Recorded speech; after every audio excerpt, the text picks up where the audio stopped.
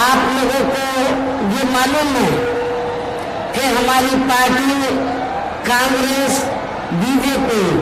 व अन्य किसी भी विरोधी पार्टी तथा गठबंधन आदि के साथ मिलकर नहीं, बल्कि अकेले ही अपनी पार्टी के बलबूते पर अपनी पार्टी के बलबूते पर पूरी तैयारी व दमदारी के साथ ये चुनाव लड़ रही है। इसके साथ ही हमने टिकट बंटवारे के मामले में भी सब समाज के लोगों को उचित भागीदारी दी है, जिनको कामयाब बनाने के लिए अपनी पार्टी के लोग पूरे जी जान से लगे हुए हैं। हालांकि आज यहाँ की इकट्ठा हुई अपार भीड़ व भीड़ के जबरदस्त जोश को भी देखकर अब मुझे भी ये काफी हद तक भरोसा हो गया है कि पिछली बार की तरह इस बार भी आप लोग अपने प्रदेश से या लोकसभा चुनाव में अपनी पार्टी का बेहतर रिजल्ट जरूर लाएंगे। इसके लिए अब मैं आप लोगों का ध्यान कुछ जरूरी बातों की तरफ दिलाना चाहती हूँ और इस संबंध में विशेषकर मैं कांग्रेस, बीजेपी व इनके अन्य सभी सहयोगी दलों के बारे में ये कहना चाहूंगी कि आजादी के बाद शुरू में केंद्र व देश के काफी राज्यों में भी ज्यादातर सत्ता यहाँ कांग्रेस पार्टी के हाथों में ही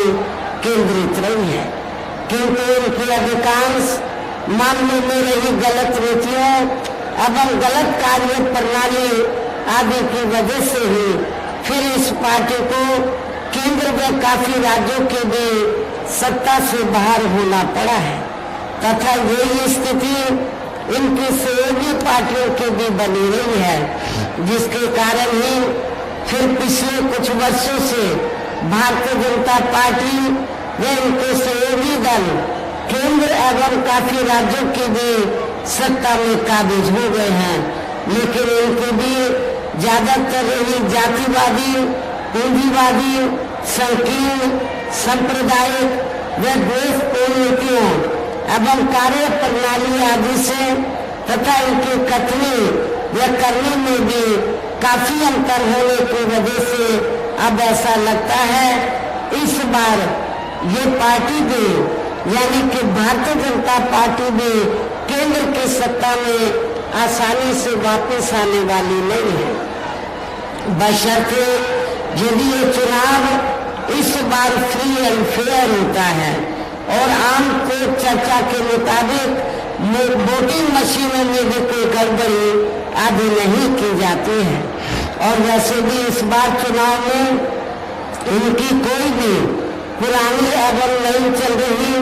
नाटकबाजी, जुमलेबाजी व गारंटी आदि काम में आने वाली नहीं है, क्योंकि अब देश की जनता काफी हद तक इस बात को समझ चुकी है कि इनकी पार्टी ने अब तक देश के विशेषकर गरीबों, कमजोर तबकों, मध्यम वर्गीय एवं अन्य मेहनतकश लोगों को जो इन्हें अच्छे दिन दिखाने के असंख्य प्रलोभन वाले वायदे किए हैं तथा अनेकों हवाई व कागजी गारंटी आदि भी दी है, तो उनका जमीनी हकीकत में अभी तक इन्होंने लगभग 1/4 हिस्सा भी कार्य पूरा नहीं किया है, बल्कि इसके स्थान पर इनका ज्यादातर समय व ताकत भी यहाँ इनके अपने चहेते रहे बड़े बड़े पूंजीपतियों एवं धन्ना सेठों आदि को ही ज्यादा से ज्यादा मालामाल व धनवान बनाने में तथा उन्हें हर स्तर पर छूट देने व बचाने में ही लगी रही है, जिनके अधिकांश आर्थिक सहयोग से ही ये पार्टी व अन्य पार्टियां भी अपना संगठन चलाती हैं तथा चुनाव आदि भी लड़ाती हैं, जिसका काफी कुछ खुलासा बॉन्ड की आई रिपोर्ट से भी हो जाता है। और इस संबंध में मैं आप लोगों को ये कहना चाहूंगी कि अभी कुछ दिन पहले माननीय सुप्रीम कोर्ट ने खासकर बॉन्ड के बारे में एक रिपोर्ट जो उन्होंने उजागर की थी, मीडिया में भी छपी, और उस रिपोर्ट में क्या था कि इस देश के अंदर कांग्रेस, बीजेपी, अन्य जो पार्टियां हैं, अन्य और विरोधी पार्टियां, इन सभी पार्टियों ने चुनावी बॉन्ड के जरिए करोड़ों नहीं बल्कि अरबों खरबों रुपया इस देश के बड़े बड़े पूंजीपतियों व धन्ना सेठों आदि से लिया है, और उस पैसे से ये पार्टियां अपने संगठन को चलाती हैं तथा चुनाव आदि भी लड़ाती हैं। लेकिन उस रिपोर्ट में ये भी वर्णित है कि पूरे देश के अंदर बहुजन समाज पार्टी ही अकेली एक ऐसी पार्टी है जिसने एक भी रुपया बॉन्ड के जरिए देश के किसी भी छोटे या बड़े पूंजीपति या धन्ना सेठ आदि से नहीं लिया है। ये भी रिपोर्ट आप लोगों ने अखबारों में पढ़ी होगी। इसलिए लेकिन आप लोगों को ये मालूम होना चाहिए कि हमारी पार्टी, इसलिए हमारी पार्टी बार बार आप लोगों को ये कहती है कि हमारी पार्टी अपने संगठन को चलाने के लिए, चुनाव आदि लड़ाने के लिए तो दूसरी पार्टियों की तरह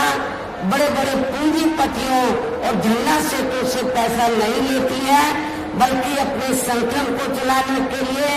और चुनाव आदि लड़ाने के लिए हमारी पार्टी अपने कार्यकर्ताओं की खून पसीने की मेहनत कमाई से थोड़ा थोड़ा आर्थिक सहयोग लेती है। मेंबरशिप के जरिए जन्मदिन के मौके पर थोड़ा थोड़ा आर्थिक सहयोग लेकर तब फिर हमारी पार्टी अपने संगठन को चलाती है और चुनाव आदि भी लड़ाती है। इसके साथ ही अब ऐसा लगता है, इसके अलावा इसके साथ ही अब ऐसा लगता है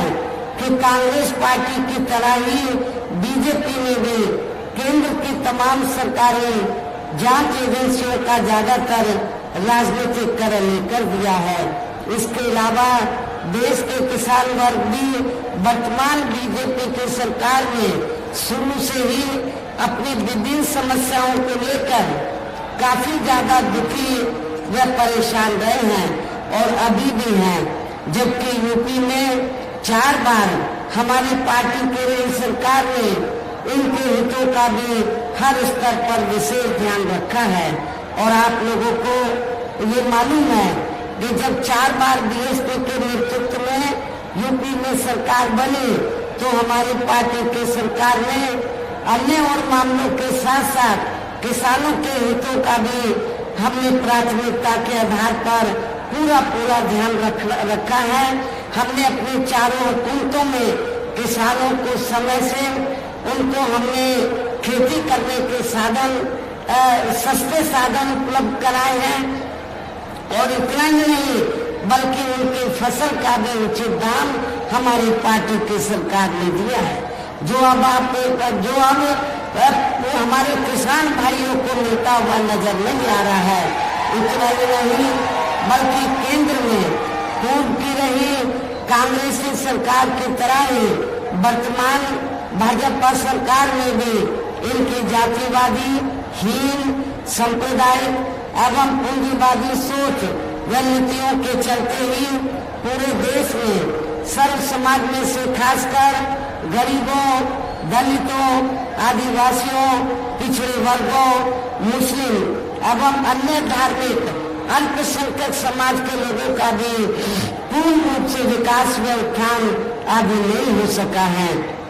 और इस संदर्भ में वैसे आप लोगों को ये मालूम है कि पूरे देश में यहाँ दलितों, आदिवासियों एवं अन्य पिछड़े वर्गों का सरकारी नौकरियों में वर्षों से अधूरा पड़ा आरक्षण का कोटा भी अभी तक पूरा नहीं भरा गया है। विशेषकर SC व ST वर्गों के सरकारी कर्मचारियों का पदोन्नति में आरक्षण भी अब काफी हद तक प्रभावी ही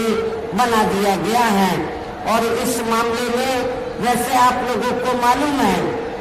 जब यूपी में समाजवादी पार्टी की सरकार थी, श्री अखिलेश यादव की सरकार थी, तो उस समय समाजवादी पार्टी की सरकार ने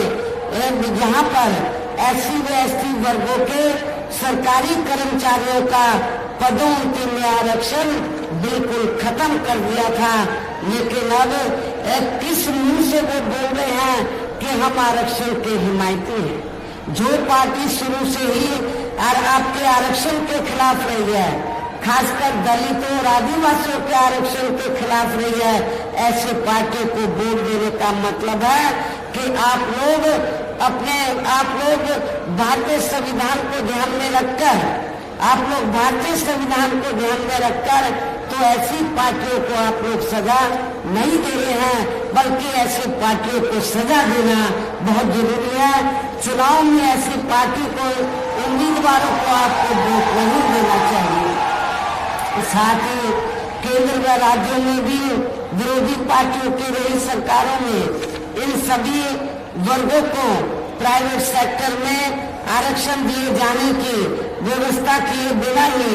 इनकी सरकारों के ज्यादातर सरकारी कार्य अब प्राइवेट सेक्टर के जरिए ही इनके बड़े बड़े पूंजीपतियों व धन्ना सेठों आदि को ही दिए जाने के कारण अब इनको पूरे देश में आरक्षण का बहुत कम ही लाभ मिल पा रहा है। इसी प्रकार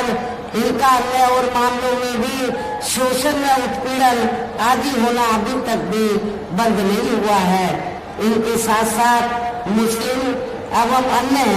धार्मिक अल्पसंख्यक समाज के लोगों की भी हालत हर स्तर पर यहाँ काफी ज्यादा खराब व दयनीय बनी हुई है, जिसका काफी कुछ खुलासा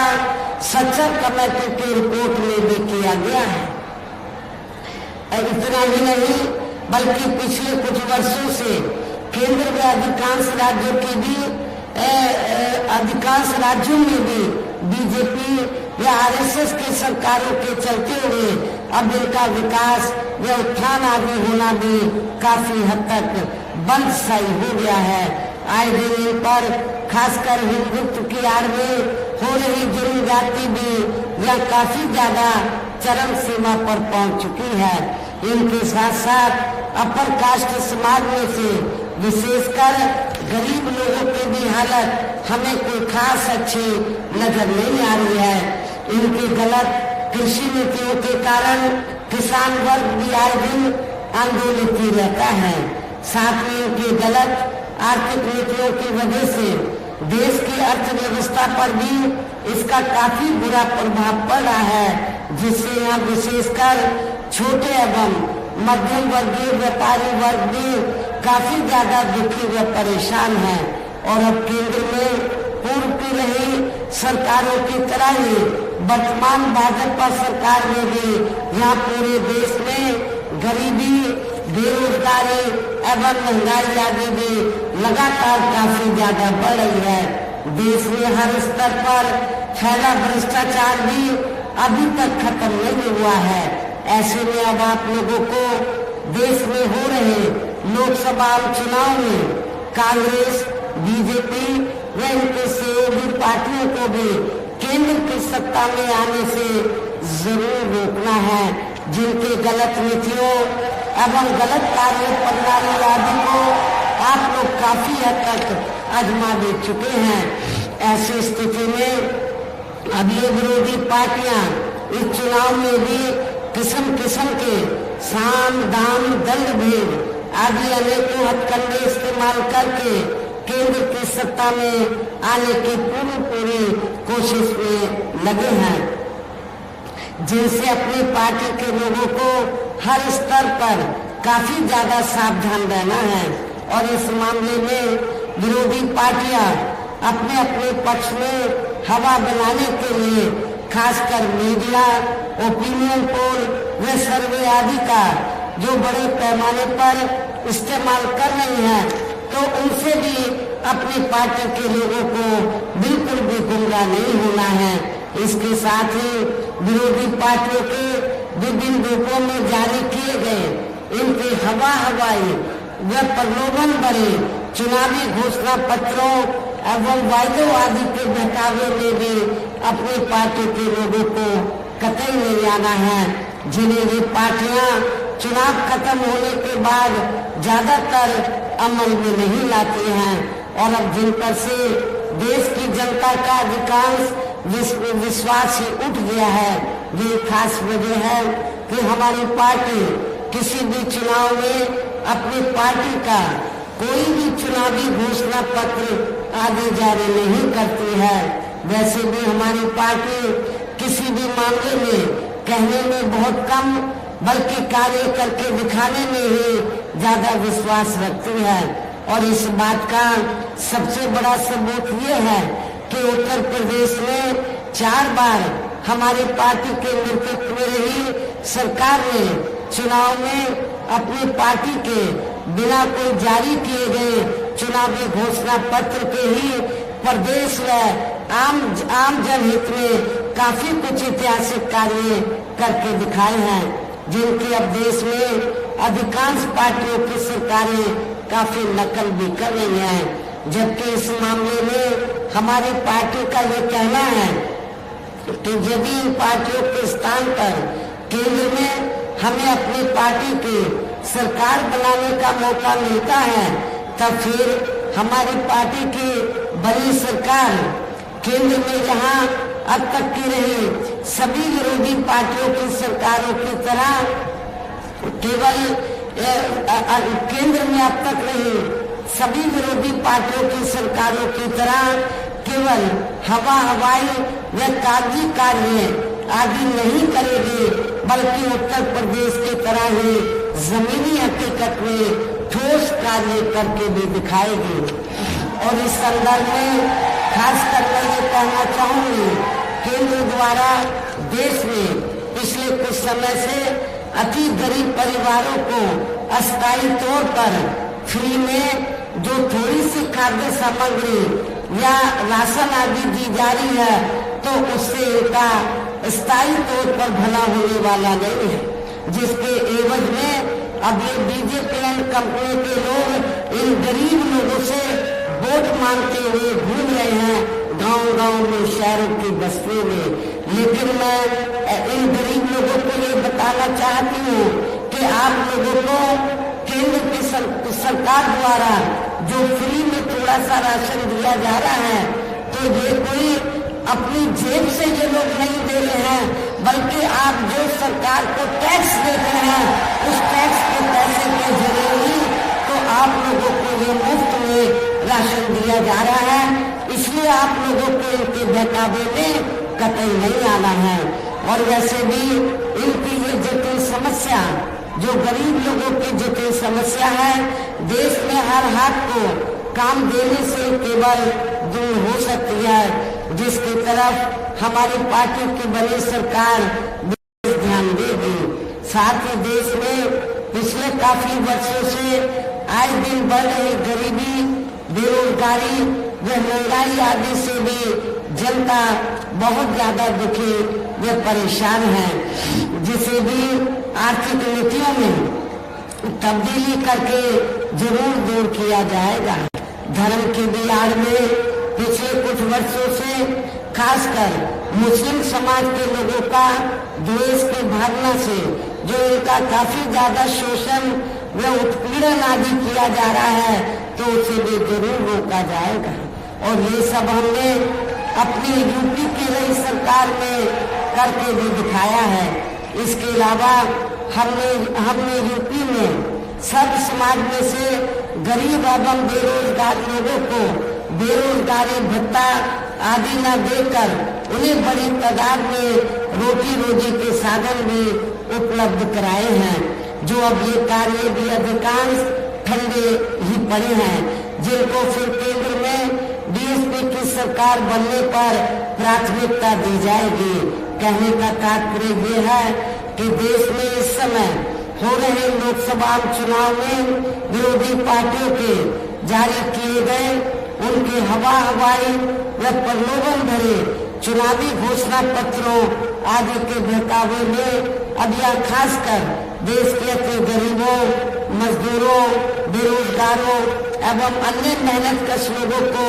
बिल्कुल भी नहीं आना है और अब इन्हें ऐसी सभी विरोधी पार्टियों को हर हालत में केंद्र की सत्ता में आने से जरूर रोकना है, जिनके कथने व करने में काफी अंतर रहा है तथा जिन्हें ये लोग बरसों से आजमा दे चुके हैं। ऐसे में अब मेरा यही कहना है कि आप लोगों को अपने खुद के व अपने क्षेत्र एवं प्रदेश तथा देश के भी हित में अपने वोटों को यहाँ कांग्रेस, बीजेपी व अन्य विरोधी पार्टियों को न देकर केवल अपने एकमात्र हितैषी पार्टी बहुजन समाज पार्टी को ही देना है, जो ये पार्टी उत्तर प्रदेश की तरह ही केंद्र में भी अपनी पार्टी के सरकार बनने पर फिर पूरे देश में यहाँ अपनी पार्टी के सर्वजन हिताय व सर्वजन सुखाय की नीतियों पर आधारित सरकार चलाएगी। इसके साथ साथ केंद्र से जुड़ी आपके क्षेत्र की जो भी यहाँ स्थानीय समस्याएं होंगी तो उन्हें भी फिर दूर करने का हर संभव पूरा प्रयास किया जाएगा। साथ ही यहाँ गरीबों, मजदूरों, बेरोजगारों, कर्मचारियों, किसानों, छोटे व्यापारियों एवं अन्य मेहनतकश लोगों के हितों का भी विशेष ध्यान रखा जाएगा। सर्व समाज में से खासकर दलितों, आदिवासियों, पिछड़े वर्गों, मुस्लिम व अन्य धार्मिक अल्पसंख्यक समाज के लोगों के विकास एवं उत्थान के साथ साथ हर स्तर पर उनकी सुरक्षा आदि के लिए भी सख्त कदम उठाए जाएंगे और तभी फिर यहाँ वास्तव में अपने देश के महान संतों, गुरुओं व महापुरुषों में भी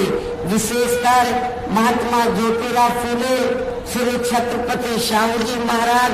श्री नारायण गुरु, बाबा साहब डॉक्टर भीमराव अम्बेडकर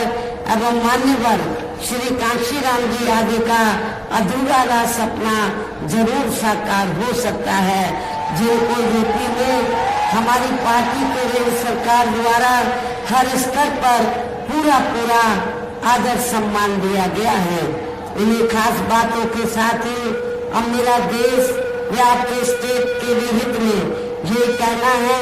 कि हमारी पार्टी ने यहाँ जिनको भी लोकसभा के लिए चुनाव के मैदान में उतारा है, जो आपके सामने मंच पर भी मौजूद है, तो उन्हें आप लोगों को जरूर कामयाब बनाना है, जिसके लिए यहाँ पार्टी के सभी स्तर के छोटे बड़े पदाधिकारी एवं कार्यकर्तागण आदि पूरे जीव जान से लगे हैं। और इतना ही नहीं, अच्छी बात यह है कि आपके इलाहाबाद मंडल में तो बैकवर्ड क्लास की विभिन्न जातियां हैं और उनमें से पाल समाज भी काफी बड़ी तादाद में है और हमारी पार्टी के स्टेट के प्रेसिडेंट पाल समाज में है, पाल समाज से ताल्लुक रखते हैं। तो हमारे जो स्टेट के प्रेसिडेंट भी हैं तो वो भी इधर इलाहाबाद मंडल में प्रयागराज जो मंडल है पूरे जीव जान से लगे हैं। और अब अंत में मेरा यही कहना है कि आप लोगों को वोट पड़ने वाले दिन या बीएसपी के अपने सभी लोकसभा उम्मीदवारों को हमने आपके प्रयागराज मंडल में ये दो लोकसभा का ये प्रोग्राम है, 2 लोकसभा की जो सीटें हैं उनका ये चुनावी रैली है। तो फतेहपुर और कौशाम्बी रिजर्व सीट, हमने फतेहपुर लोकसभा की जो जनरल सीट है, इस सीट से हमने डॉक्टर मनीष सिंह सचान को चुनाव के मैदान में उतारा है। आप लोगों को इनके बारे में मैं इस सीट के बारे में बताना चाहती हूँ। हमने जब इनका टिकट फाइनल किया था तो उस समय समाजवादी पार्टी ने पटेल का या कुर्मी का टिकट फाइनल नहीं किया था। हमने सबसे पहले सचान का, कुर्मी का, पटेल का टिकट फाइनल किया था। तो लेकिन हमारा कैंडिडेट आते ही फिर सपा, मुझे मालूम हुआ कि सपा भी इसी जाति के अपने उम्मीदवार को ले आई। अब आप लोगों को खुद सोचना है कि भारतीय जनता पार्टी से कौन सी पार्टी मिली है, बीएसपी मिली है या सपा मिली है। मैं समझती हूँ समाजवादी पार्टी बीजेपी से मिली है और बीजेपी के कैंडिडेट को जिताने के लिए, पटेलों का वोट बांटने के लिए सब इन्होंने इसी जाति के आदमी को, पटेल समाज के आदमी को उन्होंने भी चुनाव के मैदान में उतारा है। यही है ना मेरे ख्याल। तो फतेहपुर, लेकिन हमने सपा के कैंडिडेट से पहले हमने अपने कैंडिडेट को यहाँ चुनाव के मैदान में उतारा, डॉक्टर मनीष सिंह सचाल को, जो समाज सेवी हैं, लोगों की सेवा भी करते हैं और क्षेत्र में रहते भी हैं। मुझे पूरा भरोसा है जब ये चुनाव जीत जाएंगे तो आपके क्षेत्र का जरूर ध्यान रखेंगे, जरूर आपके लोगों की सेवा करेंगे। इसके बगल में ही कौशाम्बी रिजर्व लोकसभा की सीट है। इस सीट से हमने अनुसूचित जाति से श्री शुभ नारायण को हमने चुनाव के मैदान में उतारा है। ये आपके साथी काफी पढ़े लिखे हैं और इनको सरकारी अनुभव भी है लोगों की सेवा करने का, तो इनको भी आप लोग जरूर कामयाब बनाए और कामयाब होने के बाद ये भी आपके क्षेत्र का जरूर ध्यान रखेंगे, आपके क्षेत्र के विकास का, आपके क्षेत्र की जनता की दुख तकलीफों में ये शरीक होंगे, तो इनका भी आप लोगों को विशेष ध्यान रखना है। और अब अंत में मेरा फिर से ये कहना है कि आप लोगों को वोट पड़ने वाले दिन या बीएसपी के अपने इन दोनों लोकसभा प्रत्याशियों को, बीएसपी के अपने दोनों लोकसभा प्रत्याशियों को अपनी पार्टी का जो चुनाव चिन्ह हाथी है, हाथी चुनाव चिन्ह के सामने वाले बटन को दबाकर इन दोनों प्रत्याशियों को जरूर कामयाब बनाना है।